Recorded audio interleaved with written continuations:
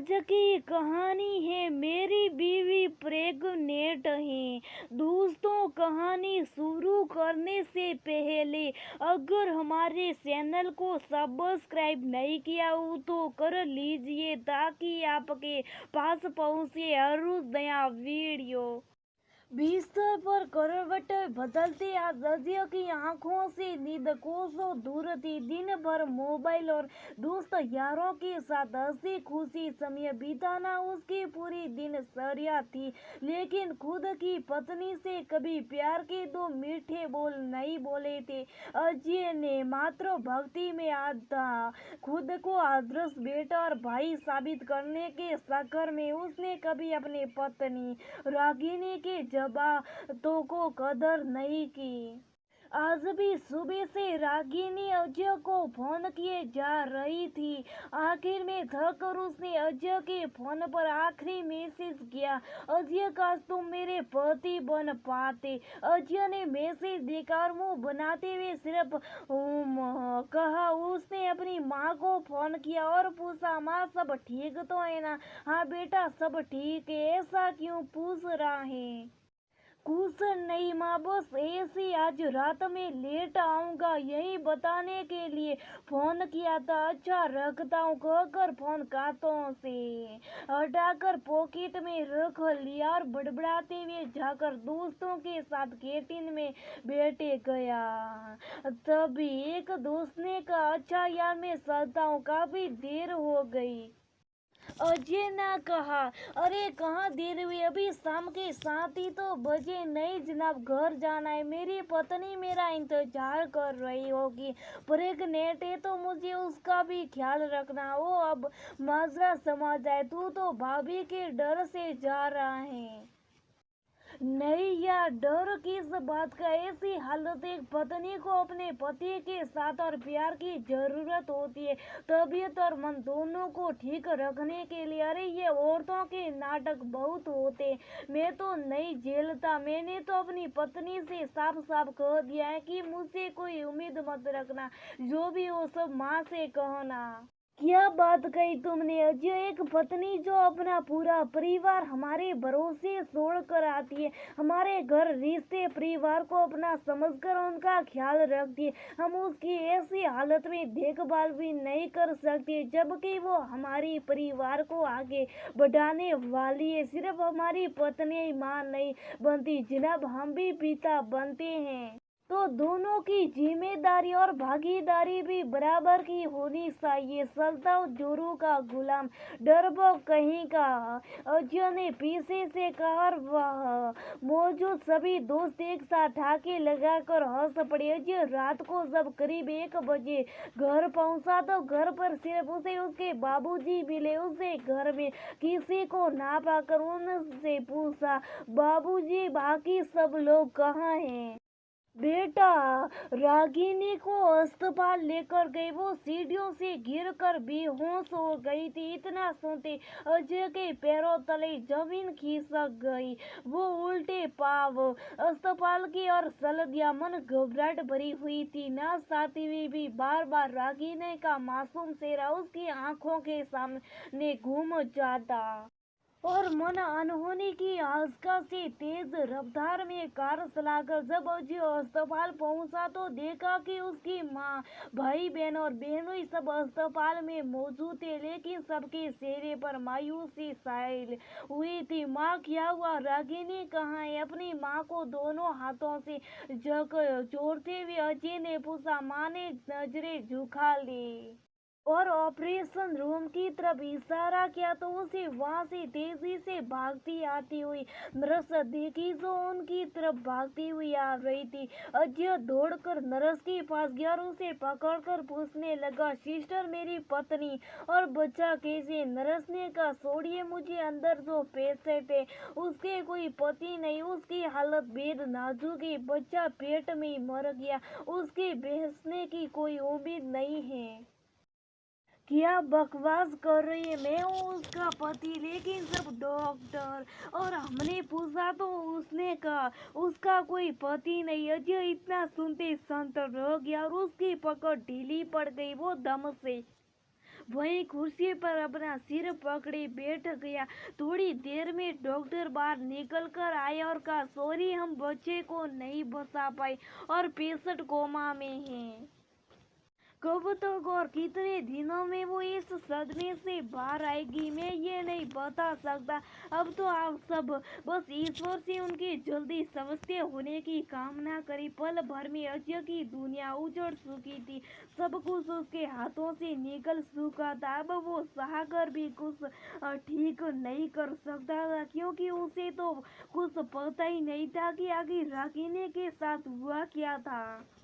आज उसे रागिनी को देखकर बार बार अपने द्वारा किए गए सारे बुरे व्यवहार याद आ रहे थे। कैसे वो बार बार उसका फोन काट देता, कुछ बोलने से पहले डांट कर चुप करा देता। आखिर सही तो कहा उसने, मैं उसका पति कहलाने के लायक कहाँ हूँ। पति तो वो होता है जो अपनी पत्नी के सुख दुख को समझे, लेकिन मैंने तो उसके साथ इतने अमानवीय व्यवहार किए जिसकी कोई गिनती नहीं। सदैव उसके साथ नुष्ठर रहा, कभी प्यार के दो मीठे बोल भी ना बोल सका। कितना अकेलापन महसूस किया होगा उसने बिना मेरे प्यार और साथ के। लेकिन जो सच उसके घर की नौकरानी ने बताया, उसे सुनकर उसके आंखों पर बंधा माँ के प्यार का पट्टा खुल चुका था। लेकिन अब काफी देर हो चुका था, वो अपना बच्चा खो चुका था। रागिनी के बचने की उम्मीद कम थी।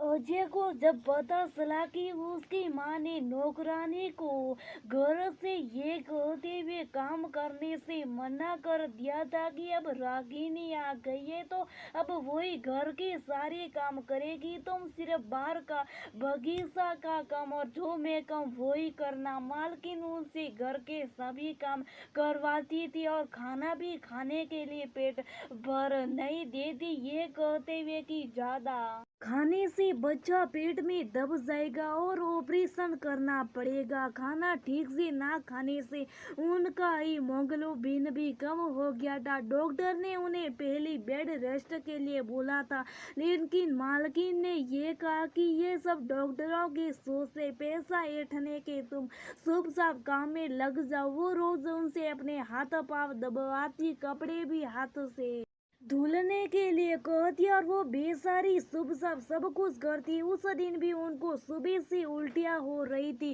खाना बनाते बनाते बार बार बाथरूम जा रही थी, सिर चक्कर दे रहा था। वो बार बार आपको फोन लगाई रही थी क्योंकि उनका दर्द बढ़ता जा रहा था, लेकिन आपने फोन नहीं उठाया। शायद आप बिजी थे। वो जैसे ऊपर अपने कमरे में जाने के लिए सीढ़ियों चढ़ने लगी, गुस्से में मालकिन उनके ऊपर चिल्लाने लगी और वो हड़बड़ाहट में ऊपर सीढ़ियों से सीधा नीचे घूरती हुई आई। अब ये सारी बातें सुनकर संत रह गया। दरवाजे की तरफ देखा तो उसकी माँ खड़ी थी। वो ने नौकरानी को फटकारते हुए कहा, तू अपना काम करने की बजाय मेरे बेटे को मेरे खिलाफ भड़का रही है। अजय ने उठकर अपनी माँ को दोनों हाथों से पकड़ते हुए कहा, क्यों माँ क्यों, और कब तक इतना झूठ बोलोगी आप? आखिर क्यों किया आपने रागिनी के साथ ऐसा?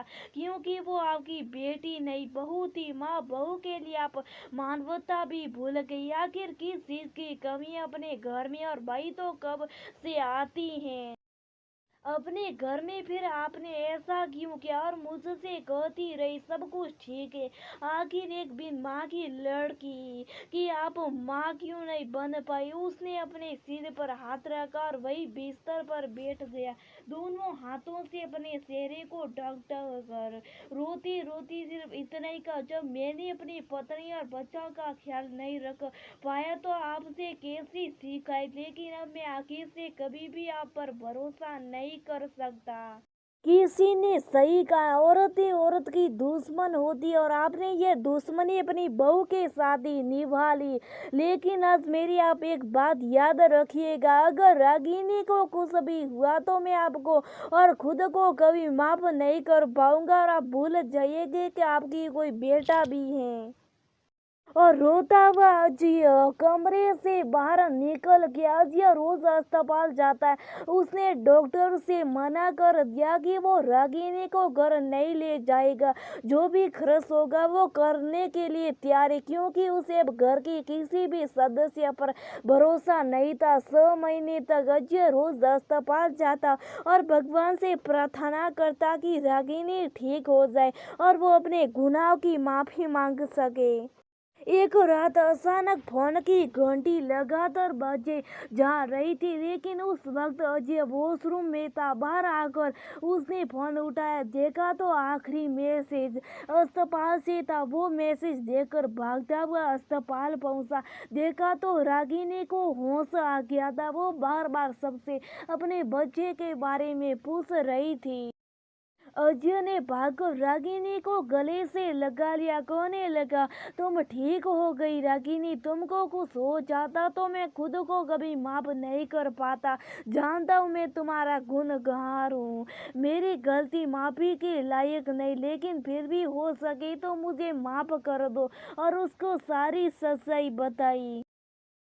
रागिनी अजय के सीने से लगकर खूब फूट फूट कर रोई। उसकी आंखों से आज आंसुओं का समुद्र सैलाब बनकर उमड़ रहा था, क्योंकि अपने बच्चों के खोने का तरफ से माँ ही समझ सकती थी। रोती सिर्फ इतना ही कह पाई, अजय काश तुम मेरे पति बन पाते और पहले अपनी जिम्मेदारी समझ ली होती तो आज हमारा बच्चा जिंदा होता। आज मुझे समझ नहीं आ रहा कि मैं आपको पाने की खुशी मनाऊं या अपने बच्चे को खोने का गम, जिसे 9 महीने अपनी कोख में रखकर भी माँ होने का सुख ना पा सकी। अजय रागिनी को अस्पताल से सीधा लेकर घर आया। रागिनी ने पूछा, हम कहाँ आए जी, ये किसका घर है? तब अजय ने कहा, रागिनी ये हमारा घर है। तुम यहाँ आराम से रह सकते और अपनी मर्जी से जो चाहे करो। लेकिन अजय कहाँ, वहाँ कहते हुए रागिनी रुक गई। तब अजय ने कहा, रागिनी तुम चिंता मत करो, मैं बेटे होने का धर्म निभाऊंगा, लेकिन दूर रहकर, क्योंकि मैं अब तुम्हें लेकर किसी पर भी विश्वास नहीं कर सकता। रागिनी के जीवन में अब परिस्थिति यहाँ बदल चुकी थी और अब अजय भी बदल चुका था। अब अजय खुद रागिनी का पूरा ख्याल रखता। 1 साल बाद रागिनी और अजय के दामन में फिर से खुशियां आई। रागिनी प्यारे से बेटे को जन्म दिया, लेकिन दिल के एक कोने में आज भी दोनों को अपने पहले बच्चे के खोने की दर्द जिंदा